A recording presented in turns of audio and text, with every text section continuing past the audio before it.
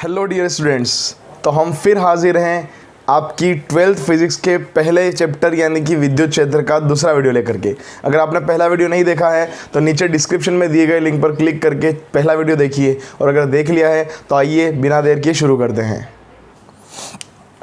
तो दोस्तों, सबसे पहले हम देखेंगे आवेशन की विधियाँ, यानी कि किसी अगर वस्तु को चार्ज करना है, आवेशित करना है तो कैसे करेंगे। तो उसकी हमारे पास 3 विधियाँ हैं। तो हम पढ़ेंगे आवेशन की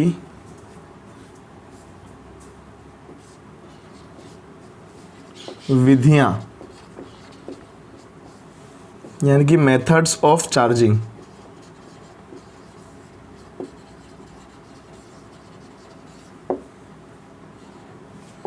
ठीक है, तो सबसे पहली विधि जो आती है हमारी वो आती है घर्षण।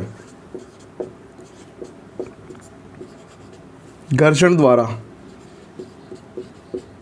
By friction.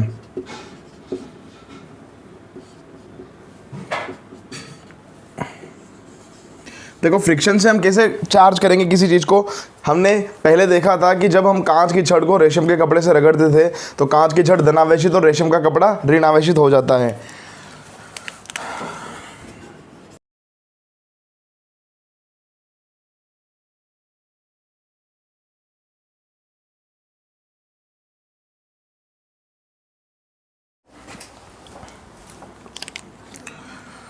तो दोस्तों, घर्षण में हमने देखा कि जब दो वस्तुओं को आपस में रब किया जाता है या रगड़ा जाता है तो एक वस्तु से दूसरी वस्तु में इलेक्ट्रॉन का ट्रांसफर हो जाता है। ठीक है, इलेक्ट्रॉन त्यागने वाली वस्तु धनावेशित हो जाती है और इलेक्ट्रॉन एक्सेप्ट करने वाली या ग्रहण करने वाली जो वस्तु होती है वो ऋणावेशित हो जाती है। ऐसा हमने कांच के केस में देखा था। ठीक है, तो मैं यहाँ पर एग्जाम्पल लिख लेता हूँ।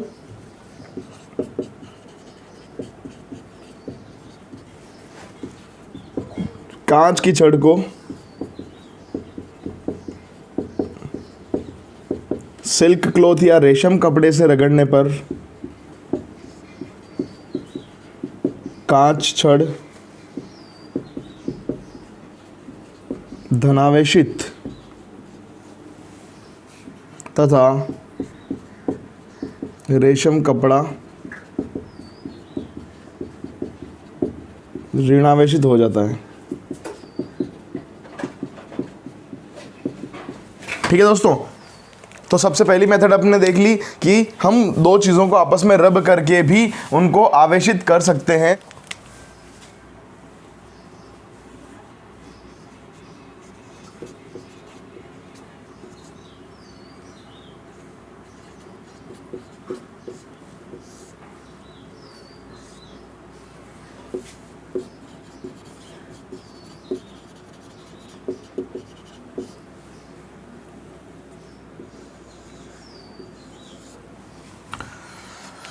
Bye conduction.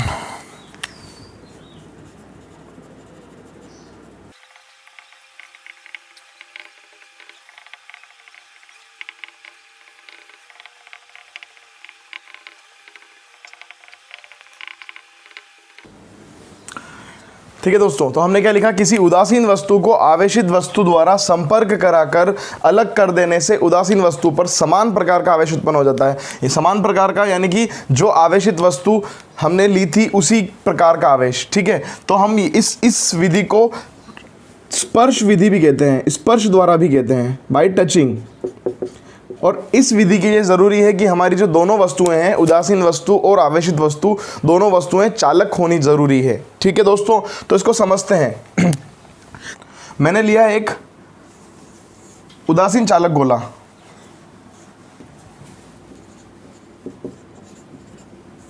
और एग्जैक्टली सेम गोला ले रहा हूं चालक, लेकिन वो आवेशित है।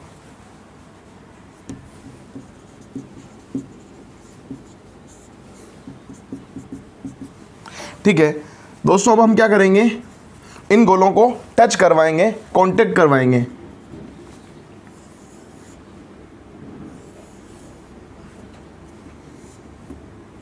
देखो, कांटेक्ट कराने से क्या होगा, क्योंकि ये दोनों के दोनों चालक गोले हैं, और चालक गोलों में क्या होता है, चालक वस्तुएं वो वस्तुएं होती हैं जिनमें आवेश का आदान प्रदान आसानी से हो सकता है, और ये एग्जैक्टली सिमिलर गोले हैं। तो यहाँ पर क्या होगा, मैं +4 देता हूँ। ठीक है, तो यहाँ पर क्या होगा, एग्जैक्टली सिमिलर अगर आवेश है तो यहाँ पर क्या हो जाएगा, देखो यहाँ पर है 4 इलेक्ट्रॉन की कमी और यहाँ पर कोई कमी नहीं है। उदासीन गोले का मतलब ये होता है कि उस पर जितना धनावेश है उतना ही ऋणावेश है। तो यहाँ पर है 4 इलेक्ट्रॉन की कमी, तो ये दोनों भाई आपस में क्या करेंगे, शेयरिंग कर लेंगे। यहाँ से एक इलेक्ट्रॉन यहाँ जंप करेगा तो एक प्लस को ख़त्म कर देगा, इलेक्ट्रॉन की कमी को कम कर देगा, यहाँ पर एक इलेक्ट्रॉन की कमी हो जाएगी। ठीक है, एक इलेक्ट्रॉन की कमी को यहाँ ख़त्म कर देगा और यहाँ एक इलेक्ट्रॉन की कमी हो जाएगी, मतलब यहाँ पर एक प्लस आ जाएगा। फिर एक और इलेक्ट्रॉन की अधिकता है यहाँ पर, तो ये क्या करेगा, जंप करके इसको कैंसिल आउट कर देगा। तो इसके ऊपर क्या आ जाएगा, +2 का चार्ज, और इसके ऊपर क्या आ जाएगा, +2 का चार्ज, और दोनों आपस में बांट लेंगे। दोनों सिमिलर गोले हैं तो आवेश का आदान प्रदान बराबर होगा। फिर हम इनको दोनों को क्या कर सकते हैं, अलग कर सकते हैं। तो हमने क्या कर दिया, जो उदासीन गोला था उसको आवेशित कर दिया, मतलब उदासीन गोले को आवेशित गोले द्वारा टच करवा के अलग किया, तो उस पर समान प्रकार का आवेश उत्पन्न हो गया। समान प्रकार का आवेश मतलब अगर धनावेश था तो धनावेश, ऋणावेश होता तो ऋणावेश। ठीक है दोस्तों, यहां पर मैंने सेम गोलों की बात करी, सिमिलर गोलों की बात करी, जो साइज और बिल्कुल आइडेंटिकल गोले हैं, एक जैसे गोले हैं। अगर मैं साइज अलग अलग लेता तो वहाँ पर आवेशों का आदान प्रदान बराबर नहीं होता। वहाँ पर वो डिपेंड करता है कि दोनों की धारिताएं कितनी है। ठीक है, वो धारिताओं के अनुपात में होता। जिस गोले की ज़्यादा धारिता होती है वो ज़्यादा आवेश लेता है, जिसकी कम धारिता होती है वो कम आवेश लेता है। ठीक है दोस्तों, यहाँ पर अपन ने समझने के लिए बिल्कुल आइडेंटिकल गोले लिए। देखो अगर मैं बोल दूँ इसके ऊपर 0 चार्ज था, इसके ऊपर Q आवेश था, तो यहाँ पर क्या हो जाएगा, फाइनली ये हो जाएगा Q/2 और Q/2। लेकिन इसके लिए कंडीशन क्या है, इसके लिए कंडीशन है कि दोनों के दोनों जो गोले हैं, चालक गोले, वो क्या होने चाहिए, आइडेंटिकल होने चाहिए, बिल्कुल एक जैसे गोले होने चाहिए। ठीक है दोस्तों, तो नेक्स्ट विधि देखते हैं हम आवेशन की, जो कि है हमारी प्रेरण द्वारा।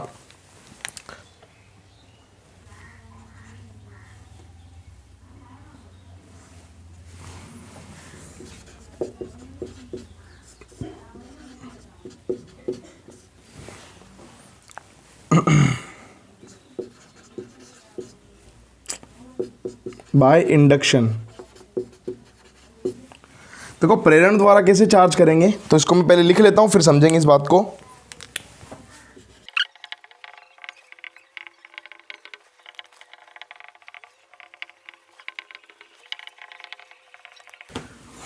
ठीक है दोस्तों, तो हमने क्या लिखा, किसी आवेशित वस्तु द्वारा उदासीन वस्तु के संपर्क में आए बिना। देखो अब यहां पर क्या हो रहा है, वहां पर हमको कांटेक्ट में आ रहे थे, यहां पर हम बिना कांटेक्ट में आए करेंगे काम।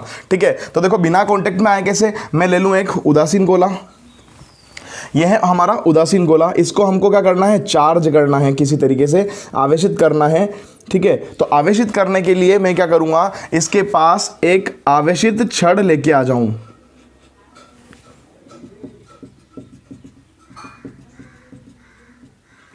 ठीक है, मैं एक छड़ लेके आया, धनावेशित छड़ लेके आया।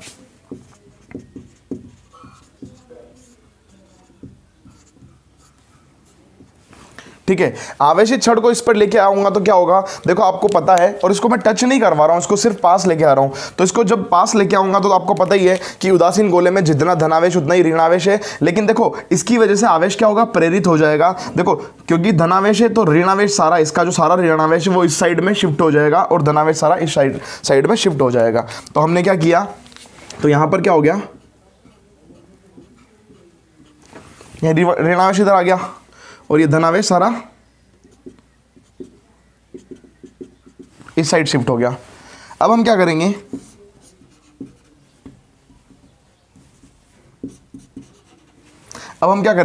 देखो यहां पर एक तार जोड़ देंगे जो कि भूसंपर्कित वायर होगा। भूसंपर्कित मतलब अर्थ,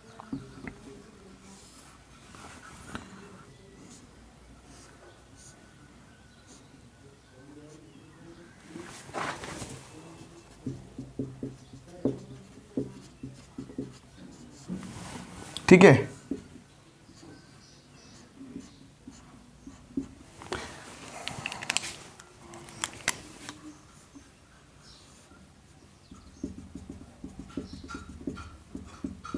भू संपर्कित करने से क्या हो जाएगा, इधर इस सरफेस पे जो भी चार्ज होगा, प्लस वाला चार्ज होगा या फिर माइनस वाला चार्ज होगा, वो क्या हो जाएगा, अर्थ के अंदर चला जाएगा। तो यहां से भू संपर्कित कर दिया, फिर हम क्या कर देंगे, फाइनली दोनों चीजों को हटा देंगे, वायर को भी हटा देंगे और छड़ को भी हटा देंगे। तो ये सारा जो आवेश होगा, हमारा जो गोला हो जाएगा, वो क्या हो जाएगा, नेगेटिवली चार्ज हो जाएगा। ठीक है, ये क्या बन गया, आवेशित हो गया। तो ठीक है दोस्तों, अब हमने करा क्या, हमने उदासीन गोले के पास एक आवेशित छड़ लेके आए, तो यहां पर आवेशों का प्रेरण हुआ, ऋणावेश इस साइड आ गया, धनावेश इस साइड आ गया। हमने क्या किया, मौके का फायदा उठाकर इस साइड को, इस सतह को हमने भू संपर्कित कर दिया। तो इस सतह पर जितना भी चार्ज था वो सारा क्या हो जाएगा, अर्थ में चला जाएगा, पृथ्वी में चला जाएगा। तो यहां से सारा धनावेश खत्म हो गया और ऋणावेश बच गया। फिर हम क्या कर देंगे, हमारी आवेशित छड़ को भी हटा लेंगे, तार को भी हटा लेंगे, तो हमारा जो उदासीन गोला था वो क्या हो जाएगा, आवेशित हो जाएगा। तो ये एक ऐसी विधि है जिसमें हमने क्या किया, जिस प्रकार का आवेश इसके पास लेके आए थे उसके विपरीत प्रकार का आवेश यहां पर उत्पन्न किया। इस विधि को हम कहते हैं प्रेरण। देखो, जब अपन ने चालन विधि देखी थी उसमें हमने बोला था समान प्रकार का आवेश, यहां पर होता है विपरीत प्रकार का। अगर मुझे यहां पर धनावेश देना होगा तो मैं यहां ऋणावेशी छड़ लेके आऊंगा। ऋणावेशी छड़ लेके आने से क्या होगा, इधर सारा धनावेश शिफ्ट होगा, इधर ऋणावेश क्या हो जाएगा, अर्थिंग हो जाएगा, और फाइनली हमको क्या मिलेगा, धनावेश। तो दोस्तों, ये हो गई हमारी तीनों आवेशन की विधियां, यानी कि मेथड्स ऑफ चार्जिंग। आप इन तीनों तरीकों से किसी भी वस्तु को आवेशित कर सकते हो। अब हम देखेंगे आवेश के गुणधर्म, कि आवेश की क्या क्या प्रॉपर्टीज होती है।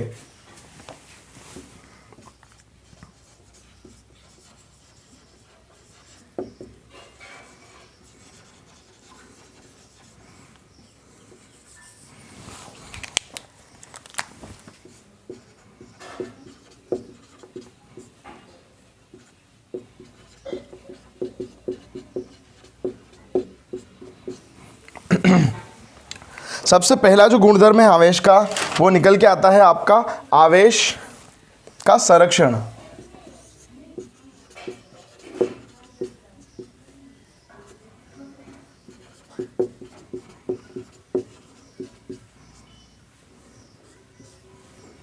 Conservation of charge. देखो, आवेश का संरक्षण क्या होता है, ना तो हम आवेश को बना सकते हैं, ना ही नष्ट कर सकते हैं, इसको सिर्फ एक वस्तु से दूसरी वस्तु में ट्रांसफर कर सकते हैं।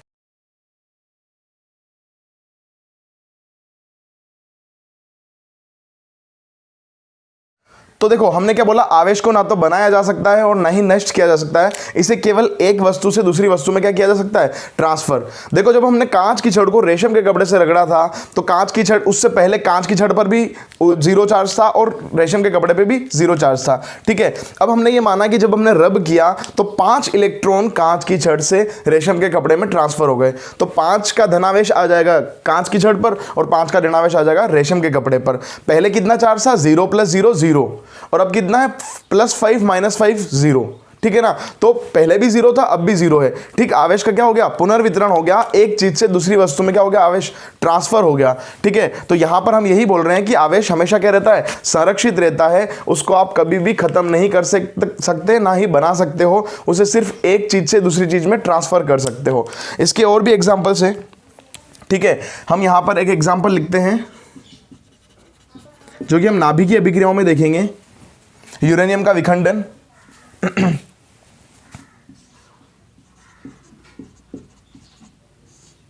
देखो, यूरेनियम का जब विखंडन होता है तो एक थोरियम का नाभिक निकलता है और एक हीलियम का नाभिक निकलता है, जिसे हम अल्फा पार्टिकल भी कहते हैं, 2He4। इसको मैं लिखता हूं यहां पर अल्फा कण।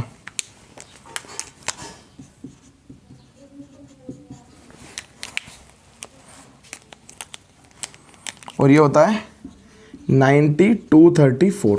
देखो, यहां पर हम देखेंगे इधर कितने इलेक्ट्रॉन्स हैं। देखो, यहां पर जितने प्रोटॉन्स हैं उतने इलेक्ट्रॉन है, क्योंकि उदासीन है।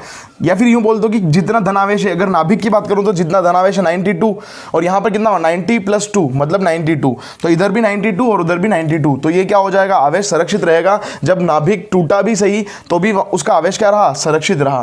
तो अब हम चलते हैं आवेश की दूसरी प्रॉपर्टी की ओर, जो कि है योज्यता या फिर योगात्मक प्रकृति। ठीक है, दूसरा जो गुण है वो है आवेश की योज्यता। योज्यता का मतलब होता है योगात्मक प्रकृति। मतलब आवेश को जोड़ा जा सकता है, इंग्लिश में इसे कहते हैं एडिटिविटी।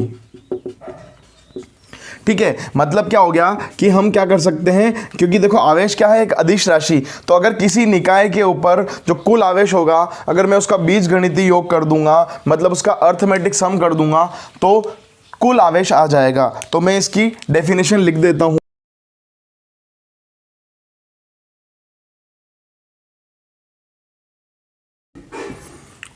ठीक है दोस्तों, तो मैंने यहां पे लिखा किसी निकाय पर कुल आवेश उस निकाय पर उपस्थित अलग अलग आवेशों के बीजगणितीय योग के बराबर होता है।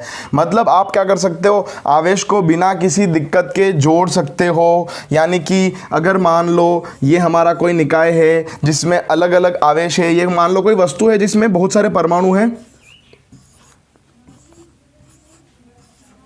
ठीक है,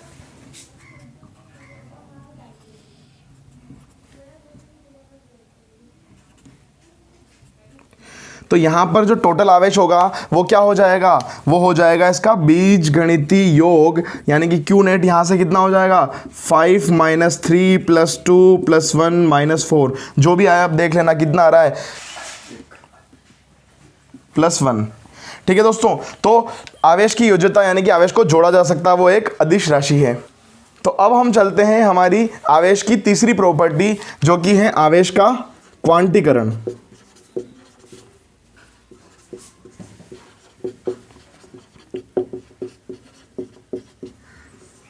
क्वांटाइजेशन ऑफ चार्ज। देखो इन 4-5 प्रॉपर्टी में सबसे इंपॉर्टेंट प्रॉपर्टी है क्वांटाइजेशन या क्वांटीकरण। अब सबसे पहले इसको समझने से पहले हमको समझना है कि क्वांटीकरण क्या होता है। तो देखो भौतिक विज्ञान में किसी भी वस्तु का आदान प्रदान 2 तरीकों से हो सकता है। वो हो सकता है या तो सतत यानी कि कंटिन्यूअस, और दूसरा हो सकता है क्वांटीकृत यानी कि क्वांटाइज्ड, जिसको हम टुकड़ों के रूप में बोलेंगे। भौतिक विज्ञान में किसी भी राशि का आदान प्रदान यानी कि एक वस्तु से दूसरी वस्तु में जब जाएगी तो 2 तरीकों से हो सकता है। पहला कंटिन्यूअस यानी कि सतत, और क्वांटीकृत का मतलब टुकड़ों के रूप में। इस बात को हम समझते हैं कि जैसे आप कोई पानी की बाल्टी आपने टेप के नीचे यानी कि नल के नीचे लगा रखी है, तो देखो अगर मैं पूरे नल को खोल दूंगा तो वो जो आदान प्रदान होगा उसको हम कहेंगे कंटिन्यूअस। और अगर मैं उस नल को पूरा ना खोलकर एक हल्का सा खोल दूं जिसमें से कुछ बूंद बूंद करके पानी निकल रहा होगा, तो उस जो वितरण होगा उसको हम कहेंगे क्वांटीकृत यानी कि टुकड़ों के रूप में। ठीक है, और क्वांटीकृत राशि या फिर क्वांटीकृत वितरण का हमेशा एक विशेषता होती है कि उसका कोई ना कोई एक छोटी हो वैल्यू होगी, मिनिमम वैल्यू होगी कि उससे छोटी क्वांटिटी नहीं जा सकती होगी। देखो जब आप कंटिन्यूअस की बात करोगे तो बाल्टी में आपको पता नहीं होगा कि कितनी बूंद है, कितनी ड्रॉप्स हैं उस बाल्टी के अंदर, क्योंकि आप किसी भी टाइम बंद करोगे तो आपको पता नहीं होगा, वो बूंद का आधा हिस्सा भी जा सकता है उसमें जब जाएगा तब। ठीक है, और क्वांटीकृत राशि में क्या होगा कि पर्टिकुलर अमाउंट ऑफ बूंद होगी, या तो 100 बूंदें होगी या 200 बूंदें होगी या 1000 बूंदें होगी या लाख बूंदें होगी या 10 लाख बूंदें होगी, लेकिन वो बूंदें ही होगी। ऐसा कभी नहीं हो सकता कि 1 लाख और आधी बूंद, ठीक है ना, क्योंकि ड्रॉप्स सारी की सारी जा रही है। तो क्वांटीकृत राशि में हमेशा एक सबसे छोटी वैल्यू होती है, उसे हम कहते हैं क्वांटा, उसे हम कहते हैं क्वांटा। ठीक है, क्वांटीकृत राशि में जो सबसे मिनिमम वैल्यू होती है आदान प्रदान के लिए उसे हम कहते हैं क्वांटा। तो यहां पर जो हमने बाल्टी का एग्जांपल लिया, वहां पर जो पानी की बूंद होगी, पानी की एक ड्रॉप जो होगी वो क्या होगी, उसका क्वांटा होगी।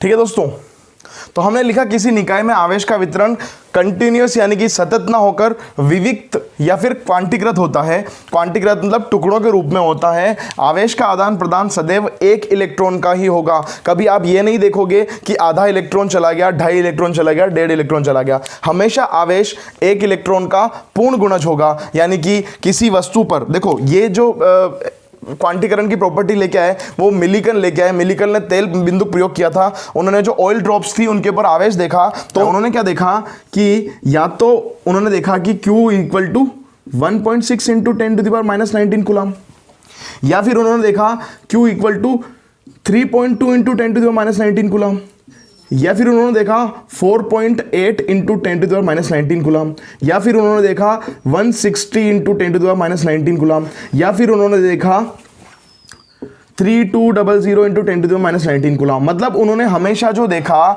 वो एक इस मिनिमम वैल्यू के पूर्ण गुणज के बराबर था, इसका इंटीजर मल्टीपल था। Q इक्वल टू, मतलब इसको ऐसे समझे कि या तो किसी वस्तु पर Q इक्वल टू E आएगा, या 2E आएगा, या 3E आएगा, या फिर NE आएगा। तो यहां से एक फॉर्मूला निकल के आया Q इक्वल्स टू NE, मतलब और वो होगा प्लस माइनस NE। देखो उन्होंने बोला कि इलेक्ट्रॉन ही जा सकता है और या इलेक्ट्रॉन ही आ सकता है। अगर इलेक्ट्रॉन आएगा तो उसके ऊपर ऋणावेश आएगा और इलेक्ट्रॉन जाएगा तो उसके ऊपर धनावेश आएगा। मतलब उसका पूर्ण गुणज होगा हमेशा E का, और E कितना होता है? E इक्वल टू होता है 1.6 इंटू 10⁻⁻19 कूलम। यह है एक इलेक्ट्रॉन का आवेश, यानी कि किसी वस्तु से अगर एक इलेक्ट्रॉन निकलता है तो उसके ऊपर 1.6 इंटू 10⁻⁻19 कूलम आवेश आएगा। अगर उस पर एक इलेक्ट्रॉन आता है तो उस पर -1.6 इंटू 10⁻⁻19 कूलम का आवेश आएगा। अगर उससे दो इलेक्ट्रॉन निकलते हैं तो 3.2 इंटू 10⁻⁻19 कूलम का आवेश आ जाएगा, धनावेश। और अगर दो इलेक्ट्रॉन आ जाएंगे किसी वस्तु पर तो उस पर 3.2 इंटू 10⁻⁻19 कूलम का आवेश आ जाएगा माइनस में। ठीक है, तो यहां से एक फॉर्मूला पता चला हमें Q equal two plus minus NE। ठीक है दोस्तों, और इस फॉर्मूले को अपन यूज करते हैं बहुत सारे क्वेश्चंस के अंदर। अगर इलेक्ट्रॉन निकलेंगे तो प्लस आएगा और इलेक्ट्रॉन आएंगे तो माइनस आएगा। ठीक है दोस्तों, तो इससे रिलेटेड कुछ न्यूमेरिकल्स कर लेते हैं।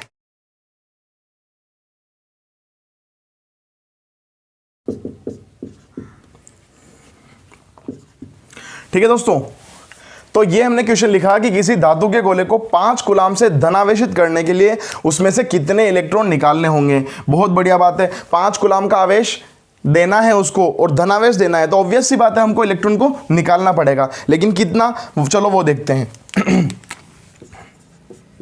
कुछ नहीं करना दोस्तों, गिवन क्या है हमको? गिवन कुछ नहीं है, सिर्फ Q गिवन है। Q कितना है? 5 कूलम, प्लस का 5 कूलम। ठीक है, और यही इंफॉर्मेशन हमारे लिए काफी है। इलेक्ट्रॉन्स की संख्या निकालनी है, कितने इलेक्ट्रॉन निकालने पड़ेंगे, मतलब नंबर ऑफ इलेक्ट्रॉन्स हमको निकालने हैं। E हमें पता है ही, E equal to 1.6 into 10⁻⁻19 coulomb, एक इलेक्ट्रॉन का आवेश। तो यहां से हम क्या करेंगे? Q इक्वल टू NE का फॉर्मूला लगा देंगे। Q इक्वल टू NE का फॉर्मूला लगा देंगे। यहां से N इक्वल टू क्या हो जाएगा? Q अपॉन E आ जाएगा। ठीक है दोस्तों, तो आपको कुछ नहीं करना, Q की जगह कुछ Q की वैल्यू रख दीजिए। 5 कूलम, नीचे आ जाएगा 1.6 इंटू 10⁻⁻19 कूलम। ठीक है, 5 अपॉन 1.6 इंटू 10⁻⁻19 कूलम। अब आप क्या करोगे? इसको सोल्व करोगे तो इससे अच्छा आप एक काम कर लो, 1 अपॉन E का वैल्यू याद कर लो ताकि दिक्कत ना आए। 0.625 इंटू 10⁻⁻19। ठीक है दोस्तों,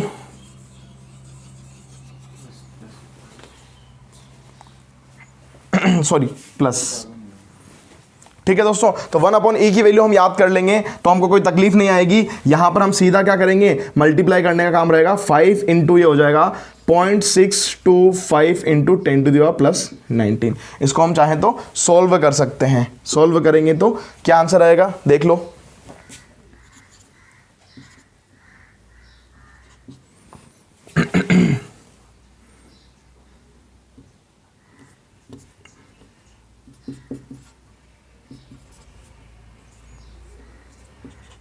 ये हो जाएगा, ठीक है।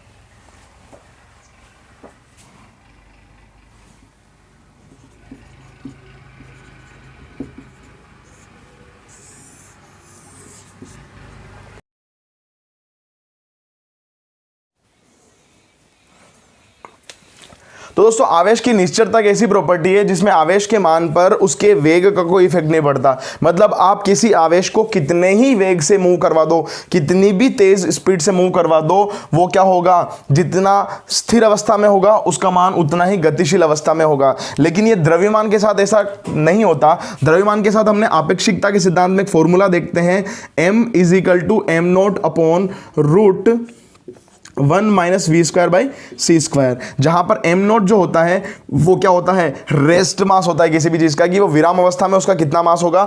सी होता है स्पीड ऑफ लाइट और वी होता है उसका वेग और एम होता है उस टाइम पर उसका द्रव्यमान। ये थ्योरी ऑफ रिलेटिविटी में पढ़ते हैं, उस केस में हमारा द्रव्यमान बहुत ज़्यादा बढ़ जाता है। तो ठीक है दोस्तों, हमने आवेश की सारी प्रॉपर्टीज पढ़ ली है और अब मैं आपके लिए एक न्यूमेरिकल छोड़ के जा रहा हूँ, एक क्वेश्चन छोड़ के जा रहा हूँ, उसको आप सोल्व कीजिएगा और अगर नहीं होगा तो हम नेक्स्ट क्लास में उसको डिस्कस करेंगे।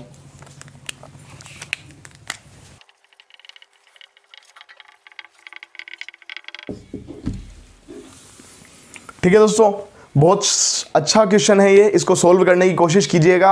अगर आपको इस लेक्चर में कोई दिक्कत आई हो, कोई तकलीफ आई हो, कोई डाउट आया हो तो आप कमेंट बॉक्स में डालकर उस क्वेश्चन को पूछिएगा। ठीक है दोस्तों, आज के लिए इतना ही, नेक्स्ट वीडियो बहुत जल्द आएगा, तब तक के लिए जय हिंद, पढ़ते रहिए।